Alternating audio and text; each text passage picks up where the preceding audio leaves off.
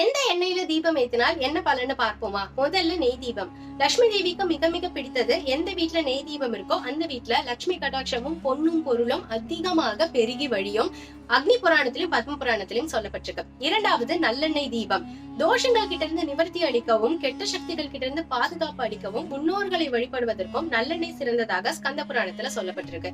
மூன்றாவது விளக்கெண்ணெய் தீபம். முன்னோர்களை வழிபடுவதற்கு மிக மிக சிறந்ததாக கருட புராணத்துல சொல்லப்பட்டிருக்கு. நாலாவது கடுகு எண்ணெய் தீபம். நம்ம கர்மாவால வரக்கூடிய கெட்ட விஷயங்கள்ல இருந்தும், பில்லி சூனியம் போன்ற தாந்திரிக கெட்ட சக்திகள் கிட்ட இருந்தும் பாதுகாப்பு அளிப்பதாக பிரம்ம வைவர்த்த புராணத்துல சொல்லப்பட்டிருக்கு. அஞ்சாவது தேங்காய் எண்ணெய். பொதுவா சுவாமிக்கு தேங்காய் எண்ணெயில விளக்கேத்துற விஷயம் தமிழ்நாட்டுல அதிகமா கிடையாது. இது கேரள தாந்திரிகத்துல சொல்லப்பட்டிருக்கு. நிம்மதியும் அமைதியும் வீட்டுக்குள்ள பரவும் அப்படின்னு கொடுக்கப்பட்டிருக்கு.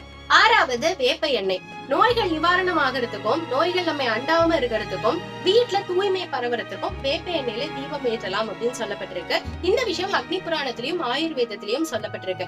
ஏழாவது ரொம்பவே முக்கியமானது பஞ்ச தீப எண்ணெய். நான் சொன்ன இந்த அத்தனை விஷயங்களுமே வீட்டுல நடக்கணும் அப்படின்னு ஆசைப்படுறவங்க பஞ்ச தீப எண்ணெயை தாராளமாக பயன்படுத்தலாம். எல்லா நலன்களும், நோய் நிவாரணமும், எல்லா கெட்ட சக்திகள் இருந்து பாதுகாப்பையும் அளிக்கக்கூடியது பஞ்சதீப எண்ணெய் அப்படின்னு சொல்லப்படுது. இந்த பஞ்சதீப எண்ணெய் ஏற்றுவது சிறப்பானது அப்படின்னு தீபிகா ரத்னா அப்படிங்கிற புத்தகத்திலையும் ஸ்மிருதி முக்தபலா அப்படிங்கிற புத்தகத்திலையும் கொடுக்கப்பட்டிருக்கு. நீங்க காமனா எந்த எண்ணெயில விளக்கேற்றுறீங்க? மறக்காம கமெண்ட் செக்ஷன்ல சொல்லுங்க.